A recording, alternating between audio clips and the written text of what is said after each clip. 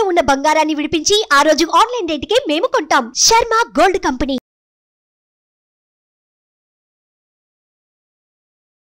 నమస్కారం, సుమన్ టీవీకి స్వాగతం. ప్రస్తుతం మనతో పాటు ఉన్నారు శ్రీచక్రపీఠ వ్యవస్థాపకులు, ప్రముఖ జ్యోతిష్య పండితులు, మనందరికీ సుపరిచితులైనటువంటి డాక్టర్ ప్రదీప్ జోషి గారు. గురుగారు నమస్కారం అండి. శ్రీమాత్రే నమః. గురుగారు, అక్షయ తృతీయ అనగానే అందరికీ గుర్తొచ్చేది మంచిగా బంగారం. ఆ రోజు బంగారం కొనుక్కోవాలి, లక్ష్మీదేవి అనుగ్రహం కోసం లక్ష్మీ పూజను కూడా చేసుకుంటూ ఉంటారు. అయితే అక్షయ తృతీయ యొక్క వైశిష్ట్యం ఏంటో తెలియజేస్తారా? శ్రీ గురుభ్యో నమః. శ్రీమాత్రే నమః. సిద్ధలక్ష్మీర్ మోక్షలక్ష్మీ జయలక్ష్మీ సరస్వతి శ్రీలక్ష్మీర్ వరలక్ష్మీ చ ప్రసన్న మమ సర్వదా. శ్రీమాత్రే. లక్ష్మీదేవి యొక్క గొప్పతనం ఏంటో మనం ఎవ్వరికీ ప్రత్యేకంగా చెప్పాల్సిన అవసరం లేదు. చిన్న పిల్లాడి దగ్గర నుంచి అందరికీ తెలుసు. లక్ష్మీదేవి అంటే ఏంటి అంటే డబ్బులు. అందరికీ తెలిసింది లక్ష్మీదేవి అంటే cinnamon for the money. Money అంటే లక్ష్మీదేవి, లక్ష్మీదేవి అంటే మనీ. ఇది అందరికీ తెలిసిన విషయం. మరి అక్షయ తృతీయకి లక్ష్మీదేవికి సంబంధం ఏంటిది అసలు చాలా మందికి తెలియదు.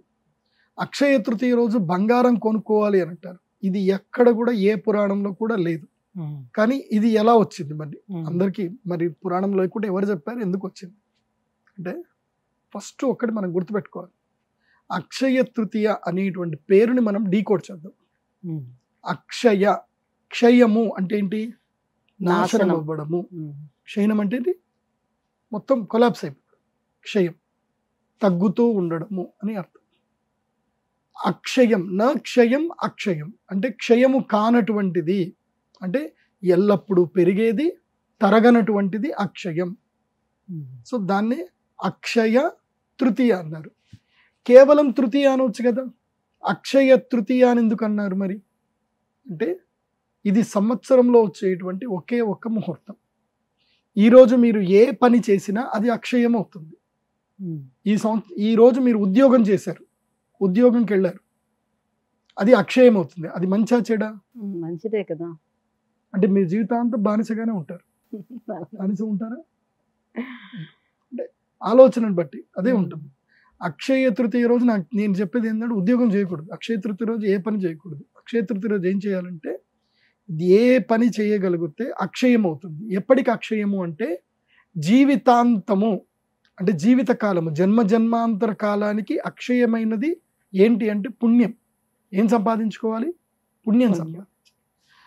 ఈ అక్షయ తృతీయ రోజున చేసిన దానము, ధర్మము, శుభము ఇవి ఎప్పటికి ఉంటాయంటే జన్మ జన్మాలకు కూడా ఉంటుంది అని చెప్పి పద్మపురాణంలో చెప్పారు. అందుకే ఈ యొక్క సంవత్సరం మొత్తం మీద ఏ రోజును కూడా అక్షయంగా చెప్పలే. ఈ ఒక్క రోజును మాత్రమే అక్షయ తృతీయ అన్నారు. అక్షయం అని ఎందుకు అన్నారు అంటే దీనికోసం. ఈ రోజే పరశురాముల వారు అవతరించినటువంటి పుణ్యదినం. అంటే ఆ పరశురాముడు భూలోకానికి దిగివచ్చారు.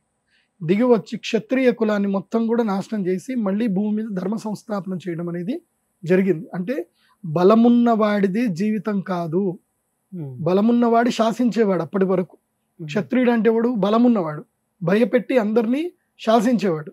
అలాంటి క్షత్రియ కులాన్ని మొత్తం కూడా సంహారం చేసి ధర్మ సంస్థాపన చేసినటువంటి పరశురాముల వారు అవతరించినటువంటి రోజు ఇదే అక్షయ తృతీయ రోజున. పరశురాముల వారు ఈ భూమండలాన్ని మొత్తము కూడా కశ్యప ప్రజాపతికి దానం చేసిన రోజు. దానం చేసి తన యొక్క గొడ్డలి పేటుతోటి కేరళ ఏదైతే ఉందో కొంకణ్ అంటారు. కొంకణ్ అంటే గొడ్డలి అని అర్థం. ఆ కేరళ ప్రాంతాన్ని మొత్తం కూడా గొడ్డలితోటి ఇలా కొట్టారు కాబట్టి ఆ ప్రదేశం మొత్తం కూడా పరశురాముడి క్షేత్రం అది. అలా భూమి మొత్తం కూడా దానం చేసిన మహాద్భుతమైన పుణ్యదినం ఇది. అందుకే ఆయన వరం ఇచ్చారు. అక్షయ తృతీయ రోజు ఎవరైతే గనక లక్ష్మీనారాయణుల యొక్క ఉపాసన చేస్తారో, అంటే మహాలక్ష్మి ఉపాసన ఎవరైతే చేస్తారో, యాగం చేస్తారో, వాళ్ళు ఈ భూమండలాన్ని ఏలినంత పుణ్యఫలం వాళ్ళకి లభిస్తుంది, వాళ్ళ పుణ్యఫలము అక్షయం అవుతుంది అని చెప్పి ఆ రోజు పరశురాముల వారు ఇచ్చినటువంటి వాక్కు ఇది. అంటే కశ్యప ప్రజాపతి పరశురాముల వారికి ఈ వాక్కు ఇచ్చారు. ఎందుకోసం అంటే కశ్యప మహర్షికి ఇదే అక్షయ తృతీయ రోజున పరశురాముల వారు భూమండలాన్ని మొత్తం దానం చేశారు కాబట్టి ఇది పుణ్యము, అక్షయమైన పుణ్యము. కాబట్టి ఈ వైశాఖ శుద్ధ తృతీయ రోజు ఎవరైతే గనక, ఇప్పుడు పరశురాముల వారు ఎవరు అంటే సాక్షాత్తు శ్రీ మహావిష్ణువు యొక్క అవతారం. కాబట్టి ఆ శ్రీ మహావిష్ణువు యొక్క ధర్మపత్ని ఎవరు? శ్రీ మహాలక్ష్మీదేవి. సో ఐశ్వర్యానికి మూల అధిష్టాన దేవత ఎవరు? లక్ష్మీదేవి. ఈ ప్రపంచంలో ఉన్నటువంటి సమస్తమైనటువంటి ఆహారమునకు, పదార్థములకు, ధాతువులకి, సిరి సంపదలకు అన్నిటికీ కూడా అధిష్టాన దేవత లక్ష్మీదేవి. లక్ష్మీదేవి లేకపోతే ఇంకేది లేదు. మనం బతుకుతున్నాము అంటే కారణం లక్ష్మీదేవి. అందుకే ప్రకృతి అని అంటారు ఆమెని. ఆమె కోపం వస్తే దాన్నే వికృతి అంటారు. అందుకే లక్ష్మీ సహస్రనామంలోకి వెళ్తే ప్రకృత్యై నమః, వికృత్యై నమః, శ్రీయై నమః, మహాలక్ష్మీ నమః, సౌభాగ్యాయై నమః అని అమ్మవారికి అన్ని పేర్లు చెప్తారు. మీరు ఎప్పుడైనా గుర్తుపెట్టుకోండి, సనాతన ధర్మంలో పేర్లు చెప్పారంటే ఊరికే పేర్లు చెప్పలే, వాళ్ళ యొక్క శక్తి అది. దాన్ని డీకోడ్ చేసి తెలుసుకోవాలి. ఆ అమ్మవారు ప్రకృతి. ప్రకృతిలో మీకు ఒకటి గుర్తుపెట్టుకోండి, ఐశ్వర్యం అంటే చాలా మంది బంగారం అనుకుంటారు. ఇప్పుడు ఉదాహరణకి ఒక ఐలాండ్లో మనం ఉన్నాం, లేదంటే ఇప్పుడు కోవిడే వచ్చింది అనుకుందాం. కోవిడ్ లాంటిది భయంకర రోగం వచ్చింది. మీ ఇంట్లో ఒక 100 టన్నుల బంగారం ఉంది. 100 టన్నుల బంగారం ఉంది. ప్రభుత్వం మొత్తం ప్రజలందరూ చనిపోతూ ఉన్నారు. బయటికి వెళ్తే రోగం వస్తే చచ్చిపోతున్నారు. మీ ఇంట్లో 100 టన్నుల బంగారం ఉంది. నీ ఫ్రెండ్ ఉన్నారు, ఆమె దగ్గర 100 ఎకరాల భూమి ఉంది, కానీ 100 టన్నుల బంగారం లేదు. ఇప్పుడు ఎవరు గొప్ప చెప్పు? మీరు గొప్ప, మీ ఫ్రెండ్ గొప్ప? 100 టన్నులు వీళ్ళ దగ్గర బంగారం ఉంది, 100 టన్నుల బంగారం వాల్యూ లేదు. ఇంకా జనాలు చచ్చిపోతున్నారు అక్కడ. తినడం బయటకు పోతే చచ్చిపోతారు. ఎకరాలు ఉన్నా కూడా చేసుకోవడానికి ఏం లేదు. చేసుకోవాలి కదా. అప్పుడు పంటలు పండించుకుంటారు, బతుకుతారు. బంగారం తిని బతుకుతాం మనం? బతకలేము. సో ఒక్కొక్క సమయానికి ఒక్కొక్కటి ఐశ్వర్యం అవుతుంది. సో డబ్బే ఎప్పుడు ఐశ్వర్యం అవ్వదు. బంగారం ఇప్పుడే, ధాతువులు ఎప్పుడు ఐశ్వర్యం అవ్వవు. ఆరోగ్యం కూడా ఐశ్వర్యం కిందే వస్తుంది. ధాతువు అనేటువంటిది ఐశ్వర్యంలో ఒక భాగం. ఒకటి, మొత్తం 8 ఉంటాయి ఐశ్వర్యంలో. ఒకటి ధాతువు అంటే బంగారము, రెండవది వెండి, మూడవది ఆహారము, నాలుగవది ధాన్యము, ధాన్య సంపదలు ఏవైతే ఉన్నాయో అది, తర్వాత భూమి, తర్వాత ప్రియమైనటువంటి భార్య లేదా భర్త, లేదా ఇంకోటి ఏంటి సంతానము, ఆరోగ్యకరమైనటువంటి కుటుంబము, సంతానం, తర్వాత నమ్మకం కలిగినటువంటి పనివాళ్ళు. ఇవన్నీ కలిస్తేనే అష్టైశ్వర్యం అంటారు. కేవలం డబ్బు ఒకటి మాత్రం కుదరదు. కాకపోతే కలియుగములో ధనము పైన, బంగారం పైన కలి ప్రభావం ఉంటుంది కాబట్టి, బంగారంలో కలి ఉంటాడు కాబట్టి కలియుగములో బంగారానికి చాలా విలువ ఉంటుంది. అదే మనం పూర్వకాలం ద్వాపరయుగంకి వెళ్ళామనుకోండి, బంగారంకి విలువ లేదు, మనుషులకు విలువ, ప్రేమలకు విలువ, కానీ బంగారంకి విలువ లేదు. ద్వాపరయుగంలో భూమికి విలువ, కానీ కలియుగంలో బంగారానికి విలువ, తర్వాత భూమికి విలువ. కలియుగంలో బంగారాన్ని, భూమిని ప్రేమించినంత మనుషులు కూడా ప్రేమించుకోరు. ఇది కలియుగ ధర్మం. కాబట్టి ఈ యుగ ధర్మ ప్రకారము మనిషికి రావాల్సిన అరిష్టాలు ఏవి రావద్దు, పుణ్యఫలం అనేటువంటిది ప్రతి జన్మకి ఉండిపోవాలి అని అంటే అక్షయ తృతీయ రోజున పుణ్యకార్యం చేయాలి. ఏ పని చేయకూడదు. దేవాలయంలో సేవ చేయాలి, లేదా యజ్ఞ యాగాదులు చేయాలి, దాన ధర్మాలు చేయాలి, అన్నదానం చేయాలి, ఇలాంటివి పూజలు చేయాలి. అందుకే అక్షయ తృతీయ రోజున మేము శ్రీ మహాలక్ష్మి యాగం చేయాలని సంకల్పం చేశాం. ఈ మహాలక్ష్మి యాగం చాలా గొప్పది, కమలాత్మికా తంత్రం అంటారు. అందుకే లక్ష్మీదేవి లేకపోతే ఏది లేదు. లక్ష్మీ అనుగ్రహం ఉందనుకోండి అన్నీ వచ్చేస్తాయి. లక్ష్మి వచ్చిందనుకోండి సరస్వతి వస్తుంది, కాళీ కూడా వస్తుంది. సో లక్ష్మి రావాలి, ఆ లక్ష్మీ అనుగ్రహం కలగాలి అని అంటే అక్షయ తృతీయ రోజున శ్రీ మహాలక్ష్మి యాగం చేసుకోవాలి. విశేషంగా ఈ సంవత్సరానికి ఉన్న గొప్పతనం ఏంటంటే, ఈ సంవత్సరం ఒక గొప్ప ముహూర్తం వచ్చింది. ఏమిటంటే ఈ సంవత్సరం అక్షయ తృతీయ శుక్రవారం వచ్చింది. అది కాకుండా గురుగ్రహము అక్షయ తృతీయ ఎప్పుడు మారుతున్నాడు. అంటే సంధికాలంలో అక్షయ తృతీయ ఎప్పుడు గురుగ్రహం మారుతున్నాడు. గురువు మారే సమయంలో అందరి జీవితాలు మారిపోతాయి. మే 1వ తారీఖు గురువు మారుతున్నాడు, మే 10 వరకు సంధికాలము, మే 10 తర్వాత గురుగ్రహ ప్రభావం చూపించడం జరుగుతుంది. ఎవరెవరికేనంటే మేషరాశి వారికి, కర్కాటక రాశి, కన్యా రాశి, వృశ్చిక రాశి, మకర రాశి, ఈ 5 రాశుల వారికి మే 10వ తారీఖు తర్వాత రాజయోగం వస్తుంది. జాతకం బాగాలేదు, గురుగ్రహం మారాడు, ఏం ప్రయోజనం? ఏం రాదు. అందుకే వీళ్ళు మహాలక్ష్మి యాగం తప్పకుండా చేసుకోవాలి. వీళ్ళకి రాజయోగ సిద్ధి కలుగుతుంది. 5గురికి రాజయోగం వెళ్ళిపోతుంది. ఎవరికి? మీనరాశి వారికి, మిథున రాశి వారికి, సింహరాశి వారికి, తర్వాత ధనుసు రాశి వారికి, తర్వాత తులారాశి వారికి. ఈ 5 రాశుల వారికి రాజయోగం వెళ్ళిపోతుంది. అంటే అరిష్టాలు రాబోతున్నాయి. కానీ ఇప్పటి వరకు రాజయోగం ఉంది కదా, మరి ఇప్పటి వరకు సిరి సంపదలు చేసుకొని ఉన్నారు కదా, ఆ అరిష్టాల వల్ల ఈ సిరి సంపదలు తగ్గొద్దు అని అంటే వీళ్ళు తప్పకుండా శ్రీ మహాలక్ష్మి యాగం అక్షయ తృతీయలో చేసుకోవాలి. ఇక న్యూట్రల్గా ఉండేటువంటి రాశులు రెండే రెండు, ఒకటి కుంభరాశి, రెండవది వృషభ రాశి. వీళ్ళు ఏం చేసుకున్నా ప్రయోజనం లేదు. సో వీళ్ళు సేవ తప్పకుండా చేయాలి. యాగం చేసుకుంటే గుడ్డిలో మెల్లి అన్నట్టుగా ఏదో నడిచిపోతుంది, ఆ తర్వాత సంవత్సరాలకు బాగుంటుంది. కాబట్టి అక్షయ తృతీయ రోజున మేము అమ్మవారికి సహస్ర కుంభాభిషేకం చేస్తున్నాం. అంటే 1000 కలశాలలో నీళ్లు నింపి ఆ వరుణ మండల పూజ చేసి సహస్ర కలశ మండలావర్తి అయినటువంటి శ్రీచక్రాన్ని ఏర్పాటు చేస్తాం. ఆ శ్రీచక్రంలో అమ్మవారి యొక్క శక్తిని ఆవాహనం చేస్తాం. అలా ఆవాహనం చేసినటువంటి ఆ శక్తి జలముతో అమ్మవారికి అభిషేకం చేస్తాం. ఆ తర్వాత మీరు కావాలంటే ఎవరైనా రండి, మీ కెమెరాలో కూడా బంధించుకోండి. ఆ సమయంలో ముందు రోజు అంటే అక్షయ తృతీయ రోజున ఉదయం 9 గంటలకి అమ్మవారిని ఫోటో తీసుకోండి. అక్షయ తృతీయ రోజున అభిషేకం అయిపోయిన తర్వాత అమ్మవారి ఫోటో తీసుకోండి. ఇలా 1000 రెట్ల కాంతి కళ అద్భుతంగా కనిపిస్తుంది అమ్మవారి ముఖంలో. కాబట్టి అంత అద్భుతమైనటువంటి శక్తి సంపన్నమైనటువంటి రోజు అక్షయ తృతీయ.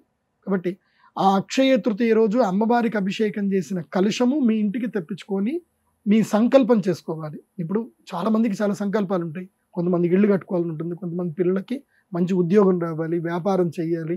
ఒక్కొక్కళ్ళకి ఒక్కొక్క రకమైన సంకల్పం ఉంటుంది. మంచి సంతానం కలగాలి. ఏ సంకల్పం చేయాలన్నా ఇంట్లో కలశం పెట్టాలి. ఆ కలశం ఎక్కడి నుంచి రావాలి అని అంటే వరప్రసాదంగా అమ్మవారి దగ్గర నుంచి రావాలి. అంగట్లో వెళ్ళి కొనుక్కుంటే అది కలశం, అది వరప్రసాదంగా రాదు, కేవలం ఒక ధాతువులాగా వస్తుంది అంతే. అదే అమ్మవారికి అభిషేకం చేసిన కలశం మీ ఇంటికి వస్తే అది వరప్రసాదంగా ఆ కలశం మీకు అక్కడ ఉంటుంది. అంటే అమ్మవారి యొక్క చేతి నుంచి మీకు ఇచ్చినట్టుగా ఉంటుంది. అలా అమ్మ చేతి నుంచి ఇచ్చిన కలశం మీ ఇంట్లో పెట్టుకొని సంకల్పం చేసుకొని ఆ కలశ పూజ చేయండి. ఇప్పుడు వరమహాలక్ష్మి వ్రతం చేస్తాం, అప్పుడు అందరం ఏం చేస్తాం, కలశానికి చక్కగా అమ్మవారి మూం పెట్టి చీర కట్టి పూజ చేస్తాం. అది ఏ కలశము అంటే ఇదే కలశానికి చేయాలి. మళ్ళీ ధనత్రయోదశి వస్తుంది, నవరాత్రులు కలశం పెట్టాలి సంకల్పానికి. ఇంట్లో ఏ పూజ చేసినా పెట్టవలసింది సంకల్ప కలశం పెట్టాలి. ఆ కలశము అక్షయ తృతీయ రోజున అమ్మవారి దగ్గర నుంచి తీసుకుంటే అది మీకు అక్షయం అవుతుంది, అది గుర్తుపెట్టుకోండి. కాబట్టి ఈ అక్షయ తృతీయ రోజున మనం ఏ పని చేయాలి అనంటే, ఏ పని వల్ల మనకి జన్మాంతరములుగా ఐశ్వర్య సిద్ధి కలుగుతుందో ఆ పని చేయాలి. జన్మాంతరాలుగా వచ్చేది ఏంటి? కేవలం పుణ్యఫలం మాత్రమే.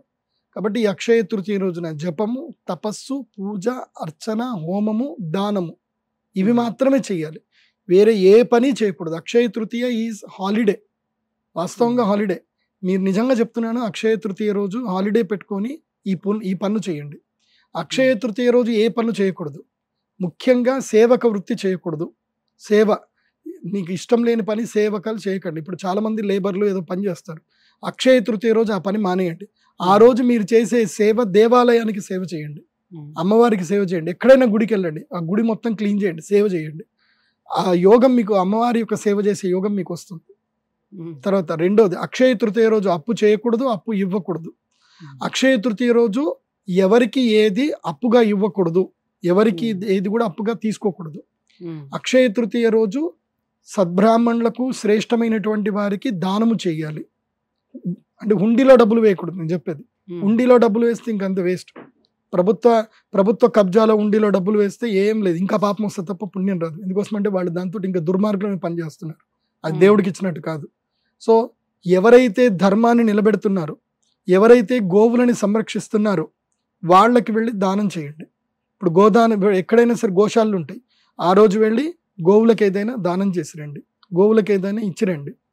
సో ఈ రోజు ఏదైతే మీరు దానం చేస్తారో అది అక్షయం అవుతుంది, గుర్తుపెట్టుకోండి. అక్షయ తృతీయ రోజు చేయవలసింది దానం. మరి బంగారం ఎందుకు కొనుక్కుంటున్నారంటే వాళ్ళకి ఒక పిచ్చి ఏంటంటే కనుక బంగారం మనం అక్షయ తృతీయ రోజు కొనుక్కుంటే అది కూడా మనకు అక్షయం అవుతుంది, సో బంగారం ఇంకా పెరుగుతుంది తప్ప తరగదు అనుకుంటారు. సరే, అది ఒక విధంగా మంచిదే. ఎందుకోసమంటే కలియుగ ధర్మం ఏంటంటే బంగారము ధర ఎప్పటికీ పెరుగుతానే ఉంటుంది తప్ప ఎప్పటికీ తగ్గదు. యుగ ధర్మమే అది. సో బంగారం ఇప్పుడు నేను పుట్టి ఎరిగి నాకు ఊహ తెలిసినప్పుడు బంగారం 4,600 రూపాయలకి 10 గ్రాములు నాకు ఊహ తెలిసినప్పుడు. ఇప్పుడు 24 క్యారెట్స్ 73,000. ఇంకా పెరుగుతుంది తప్ప తగ్గేదైతే లేదు. ఏదో కొంచెం గ్రాఫ్ పడిపోతుంది తప్ప ఎట్టి పరిస్థితుల్లో బంగారం ఎప్పుడైనా గుర్తుపెట్టుకోండి, 15% కన్నా గ్రాఫ్ ఎప్పుడు కూడా పడిపోలే, ఇప్పుడు కూడా పడదు. కాబట్టి బంగారం ఎప్పటికీ కొనుక్కున్నా అది నిలిచే ఉంటుంది తప్ప నష్టం అయితే లేదు. మీ పిల్లల కోసం అంటే ఇప్పుడు మీ చిన్న చిన్న పిల్లలు ఉన్నారనుకోండి, వాళ్ళకి పెళ్లి కోసం కావాలంటే ఇప్పుడే బంగారం కొనిపెట్టుకోండి. ఎందుకోసం అంటే మీ పిల్లలకి 25 ఏళ్ళు వచ్చేసరికి ఆ బంగారం ధర అప్పటికి 1,50,000 అవుతుంది. ఆ బంగారం ఎప్పటికీ తగ్గదు. ఇంకొకటి కూడా చెప్తున్నాను, ఎందుకోసం అంటే అక్షయ తృతీయ అంటే చాలా మంది బంగారం కొనుక్కోవాలనుకుంటారు. ఇప్పుడు బంగారం కొనుక్కోండి. ఎందుకోసం అంటే రేపు యుద్ధాలు జరుగుతున్నాయి. యుద్ధం జరిగినప్పుడు చాలా ధన నష్టం జరుగుతుంది. సో దేశాలకు మధ్యన ఫినాన్షియల్ డీల్స్ జరుగుతాయి. దేశాలకు మధ్య ఫినాన్షియల్ డీల్స్ ఏ విధంగా జరుగుతాయంటే కేవలం బంగారం గోల్డ్ రిజర్వ్ వల్లనే జరుగుతాయి. సో గోల్డ్ రిజర్వ్స్ ఎక్స్చేంజ్ అవుతాయి కాబట్టి గోల్డ్ ధర భయంకరంగా పెరుగుతుంది. కాబట్టి ఇప్పుడు ఇది 73,000 ఇంకా తక్కువ, ఇయర్ ఎండింగ్ వచ్చేసరికి 90,000 కూడా వస్తుంది యుద్ధాలు అయితే. సో ఇప్పుడు బంగారం కొనుక్కునే టైమే. గ్రాఫ్ ఎప్పుడు పడిపోతుందో రెడీగా వెయిట్ చేయండి. అంటే 69,000కి ఎప్పుడైనా వస్తుంది బంగారం, గ్రాఫ్ పడుతుంది. 69,000 వచ్చినప్పుడు టక్కని కొనేసుకోండి. అది అలర్ట్స్ ఉంటాయి మీకు, అప్ స్టాక్స్లోనో దేంట్లోనో అలర్ట్స్ ఉంటాయి. మీరు అలర్ట్స్ చేసి పెట్టుకోండి స్టాక్ మార్కెట్ది, దాంట్లో ఇట్లా పడగానే అట్లా కొనేసుకోండి. గురుగారు, అక్షయ తృతీయ యొక్క వైశిష్టం ఏంటి? ఈ అక్షయ తృతీయ రోజున ఎటువంటి పనులు చేస్తే అమ్మ అనుగ్రహం అనేది మనకి లభిస్తుంది అనే విషయాన్ని తెలియజేసినందుకు ధన్యవాదాలు. సుమన్ టీవీలో మీ పర్సనల్ అండ్ బిజినెస్ ప్రమోషన్స్ కోసం కింది నెంబర్కి కాంటాక్ట్ చేయండి.